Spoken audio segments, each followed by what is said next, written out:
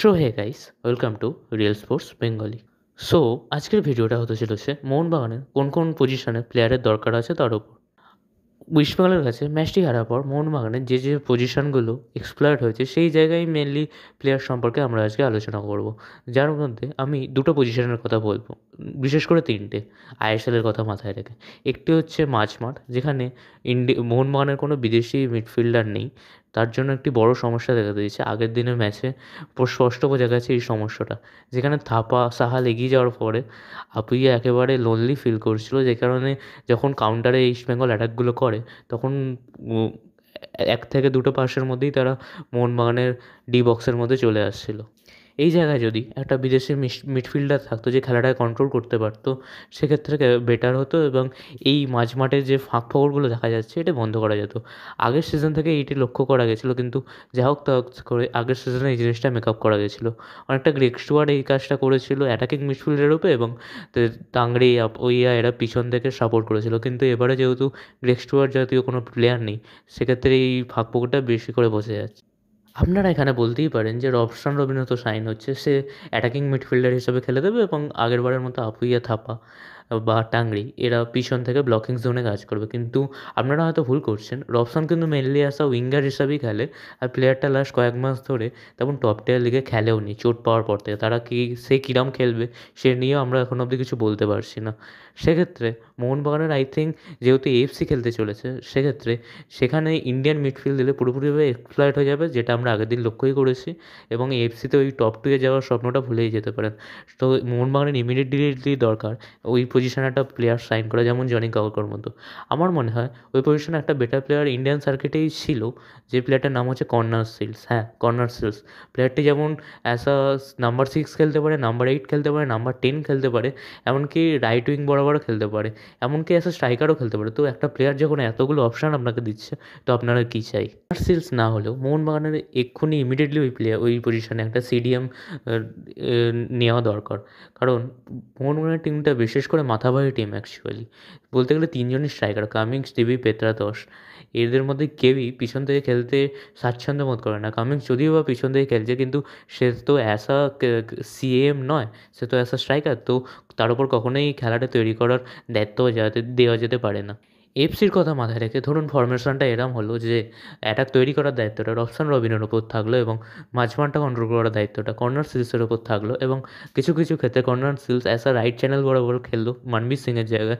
সেই প্ল্যানটা খারাপ মনে হয় না হবে, যদিও মোহনবাগান কোনো ইন্টারেস্ট শো করেনি, তবে এখনও অবধি টাইম আছে এবং প্লেয়ারটা যেহেতু একটা ফ্রি প্লেয়ার আছে, তো মোহনবাগান চাইলেই প্লেয়ারটিকে সাইন করতে পারে বা অন্য কোনো প্লেয়ারের দিকেও মোহনবাগান লক্ষ্য করতে পারে।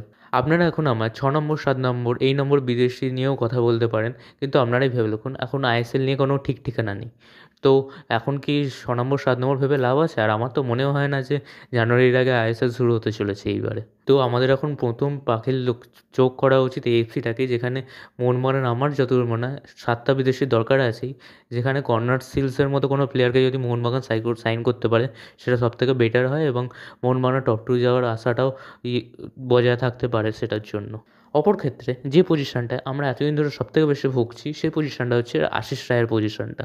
সেই পজিশনটায় আমার মনে হয় একটা প্লেয়ার রিক্রুইট করা দরকার আছে, নয়তো শুভাশিস বোসকে অ্যাজ আ লেফট ব্যাক খেলে ইমিডিয়েটলি অভিষেক সিংকে অ্যাজ আ রাইট ব্যাক খেলানো হচ্ছে। কারণ আশিস রায় এত মিস্টেক করে, আর এএফসির মঞ্চে এরকম মিস্টেক করলে মোহনবাগান কোনো মতেই দাঁড়াতে পারবে না। ওই একটা দুটো ভুলেই পুরো ম্যাচ পাল্টে দিতে পারে, আর মোহনবাগানের কাছে তেমন সুযোগও কিন্তু এএফসিতে আসবে না যে ফিরে আসতে পারে ম্যাচে গোল করে। কিংবা ওই পজিশনেই আরেকটা প্লেয়ারের দিকে মোহনবাগান নজর দিতে পারে। একে যেহেতু আইএসএল এরকম ডামাডোল সিচুয়েশন, অনেক টিমই তাদের প্লেয়ারদের মার্কেটে ছেড়ে দিচ্ছে, সেই সময় চেন্নাইয়ের একটা প্লেয়ার মোহনবাগানের এক্স ক্যাপ্টেন প্রীতম কোটালের দিকে মোহনবাগান নজর দিতেই পারে। কারণ আপনারাই ভেবে দেখুন, আগের বছর এই প্লেয়ারটাকে নেওয়ার জন্যই তো মোহনবাগান কত চেষ্টা করেছিল, এমনকি দীপক টাংরির সঙ্গে সোয়াপ ডিল করতেও রাজি ছিল শেষ অবধি। অন্যদিকে প্রীতম কোটাল যদি টিমে আসে, সেক্ষেত্রে অ্যাজ আ সেন্টার ব্যাকও খেলতে পারবে, অ্যাজ আ রাইট ব্যাকও খেলতে পারবে, এবং দিব্যেন্দুর জন্য ব্যাপারটা বেশ ভালোই হবে। হ্যাঁ, এজটা একটি ফ্যাক্টর হতেই পারে, তবে প্রীতম কোটালের কাছে আমার এখনও যা মনে হয় এক থেকে 2 বছর ফুটবল দেওয়ার এখনও এজ তো রয়েই গেছে। এবার এজ যদি আর একটা কনসার্ন হয়, তো মোহনবাগান আরেকটা প্লেয়ারের দিকেও ট্রাই করতে পারে। ব্যাঙ্গালোর এফসি তাদের পুরোপুরি টিম ম্যানেজমেন্ট বন্ধ করে দিয়েছে এবং বিদেশি প্লেয়ারদের তো ছেড়ে দিচ্ছেই, সেই সঙ্গে ইন্ডিয়ান প্লেয়ারদেরও বলছে তারা যদি কোনো বেটার অপশান পায় হয় সেখানে যেতে পারে। যেমন আমরা লক্ষ্য করছি ইস্টবেঙ্গলের নিখিল পূজারির সই হতে পারে। ডিলটা প্রায় অ্যাডভান্স স্টেজেই আছে। সেই টিমে আরেকটা প্লেয়ার আছে যেটা হচ্ছে চিংলেনসানা সিং। সেই প্লেয়ারটার দিকেও মোহনবাগানের অনেক দিন আগে ইন্টারেস্ট ছিল 2022 সাল নাগাদ। তখন প্রায় মোহনবাগান হায়দ্রাবাদ থেকে চিংলেনসানাকে তুলবে বলে তৈরি হয়েই গেছিলো। ওই প্লেয়ারটার দিকেও মোহনবাগান নজর দিতে পারে। কারণ মেহতাব সিংয়ের ডিলটা কী হতে চলেছে এখনও বলা যাচ্ছে না। তো এই দুটো প্লেয়ারকে যদি ফ্রি এজেন্ট হিসাবেও পায় মোহনবাগান, তো মোহনবাগান তুলে নিতেই পারে। হয়তো এই জাতীয় প্লেয়াররা টিমে অতটা সুযোগ না পেলেও টিমের মধ্যে একটা কম্পিটিশানের সৃষ্টি করবে। কারণ আপনারাই ভেবে দেখুন মোহনবাগানের মিডফিল্ডে কতটা কম্পিটিশান, যে কারণে সাহাল থাপা অনেকেই বেশিরভাগ সময় বেঞ্চে থাকে। কিন্তু ডিফেন্সে তেমন কোনো কম্পিটিশান নেই।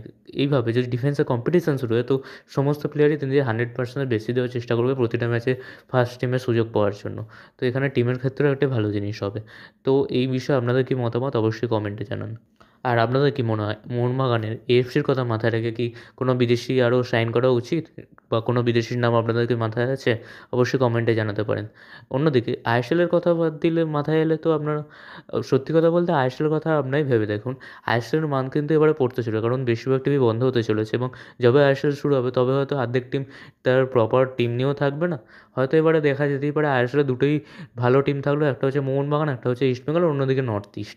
কারণ বেশিরভাগ টিমই তেমন প্লেয়ার কিনতে পারবে না ও তাদের টিমগুলো এখনের তুলনায় যথেষ্ট খারাপ হয়ে যাবে। তো আইএসএলের মানও কিন্তু পড়তে চলেছে পরবর্তী সিজনে।